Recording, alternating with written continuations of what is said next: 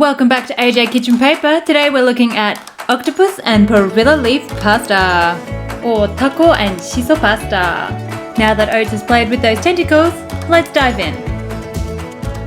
Start off by slicing up some cloves of garlic. Over to the side, goodbye.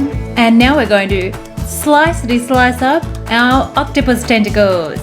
No more assaulting young women for you. Now just chop up those perilla leaves, also known as shiso, and set them aside to make them a nice garnish for later. And that's prep done. Super easy, super simple. With our 3 ingredients, let's move over to the flame. We're going to start off by boiling up a pot of water, adding in some salt, and chucking in our pasta. Stunning! Not bad, eh? Cook your pasta according to the packet. Now let's move on to the sauce.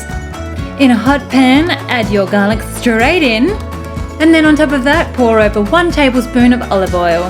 Now that our olivey friends have entered the ring, we're going to pop it on its side and we're going to fry it off. Deep fried garlic. Alrighty, now that's nice and fragrant, chuck in your octopus. Make sure everybody's touching that hot pan. And once they're all nice and browned, we're going to add in some pasta water, good old ladleful, along with 2 cubes of your favorite chicken stock. Just melt those boys away. And we're just gonna add 3 tablespoons of soy sauce. 1, 2, 3. That was my impression of the count. Alrighty, now mix around, and it looks like our pasta's ready. So let's strain that boy out. Ready spaghetti lads? Let's put them all together. Add your sauce into the pan, and then on top of that we're gonna add all of that lovely pasta. Chuck them in. The biggest stirrity stir and the biggest tossity toss of your life. Now lastly, just to finish up, a little crack of pepper, because who doesn't need a little spice? Plate out time! Grab a big old pile of your pasta. Do your best to make a nice pasta net with your chopsticks. Not a bad effort actually.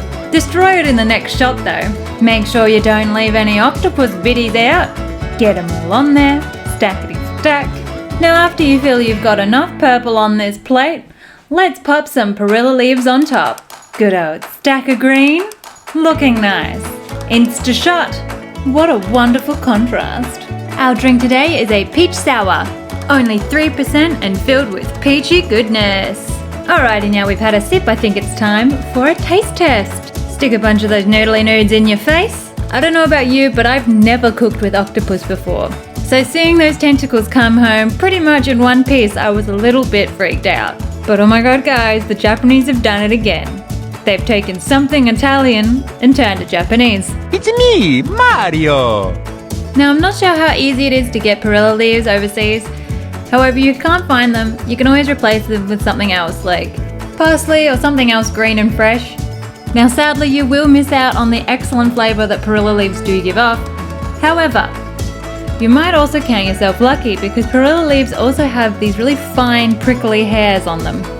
But maybe if you can find octopus in your local supermarket, you can have a go at this really interesting Italian-Japanese fusion dish.